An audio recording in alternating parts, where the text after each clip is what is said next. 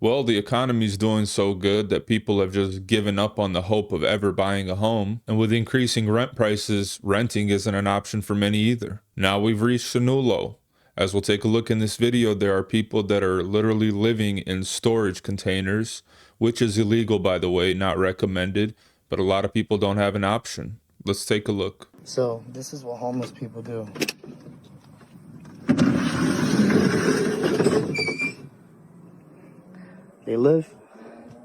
They try to live in here. But we gotta kick their asses out.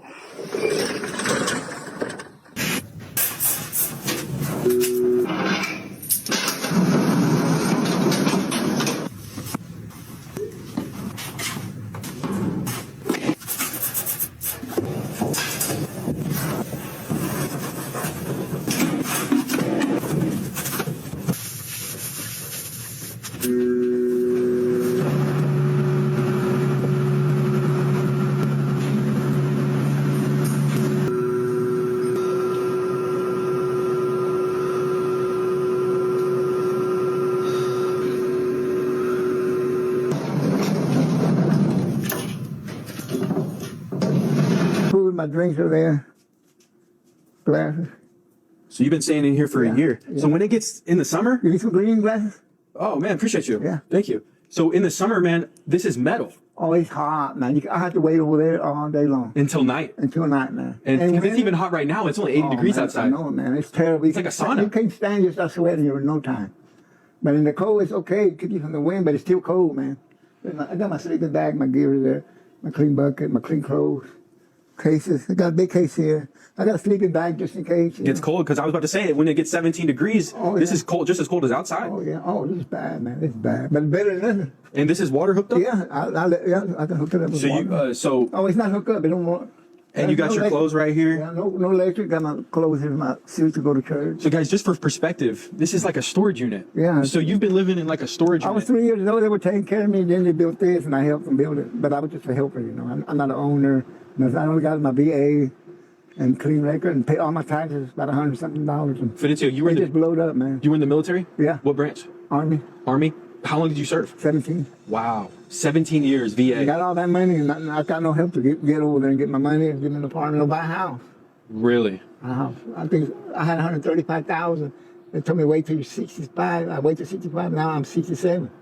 If I wait till 72, but I might die too. I'm in bad shape. Wow, man. But And, this is and my house. I just want to say this: the VA is supposed to help you get I know into it. housing, I know it. and they didn't. And they know. They know where I'm at, and they don't do nothing about it. They don't come and see me. Nothing. Who has visited you in terms of resources? Who's My visited brother. you? Your brother? And the people that know me here.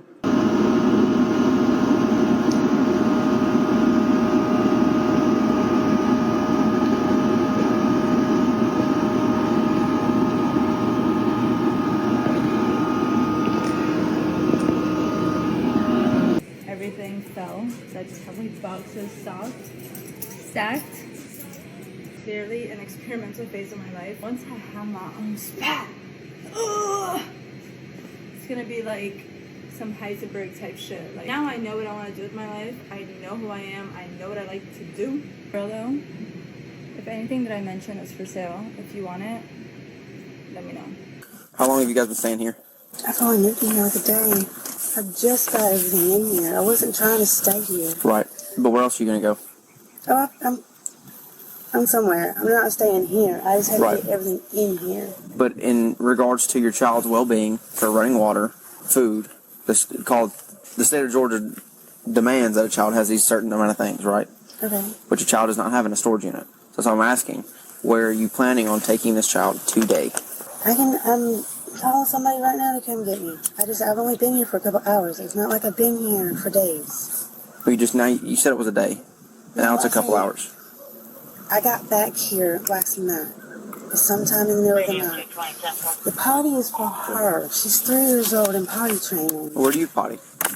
I mean, I haven't went to the bathroom since I've been back here, I don't think. Okay. I mean, I just haven't. Okay. I didn't hear the whole story as far as why you got evicted, though. Can you tell me that one? My roommate put a gun on me. Huh? My roommate put a gun on me. Your roommate put a gun on you? Okay. So you got locked up Yes. for family violence? Yes. Okay. And then what happened from there? You got evicted? Yes. Okay. Because I wasn't on the lease. Okay. All right. Well, let's go to the front. I want to talk to you. You can see your daughter. Pregnant homeless family that lives out of our storage unit. Today we got...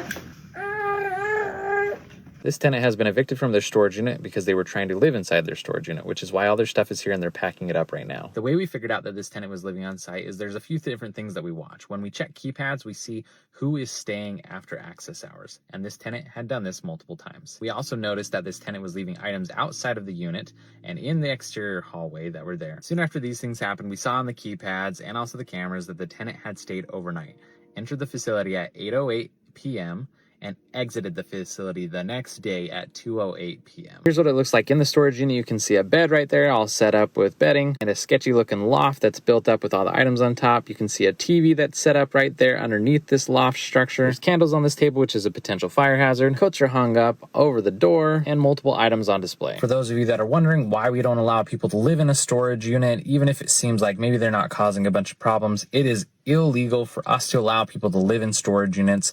They're not habitable. We're not providing the necessary things that they need for occupancy by law, so we have to terminate. It's for legal and also safety and security reasons. So if you're going to live in a storage unit, you're going to need to be as invisible as you possibly can be. You basically need to be a ghost. If anybody finds out you're here, that's when you start running into trouble. So first of all, I needed power for my unit. So what I did is I ran an extension cord along the power cable up here, and I sort of zip tied it up. So you can't really tell its power is going to my unit unless you are looking closely. So this is my unit here, and at the top of the unit you can see I have an antenna, and that's so I can get a cell signal inside the unit itself, because once you close the door it drops all signal. I have a lock which I've magnetized onto the door so it looks like it's locked even when it's not. And then when I actually do want to lock it, I can just use this lock or use another one down here and leave that one there. Alright, so let's take a look at the unit now. So in here I've got my TV, entertainment center set up there. I've got my bed. I've got my kitchen area over there, complete with a fridge, and my couch over here. Once you're inside here, you can close the door, and I've screwed on a latch here so that way you can close it and sort of lock it from the inside.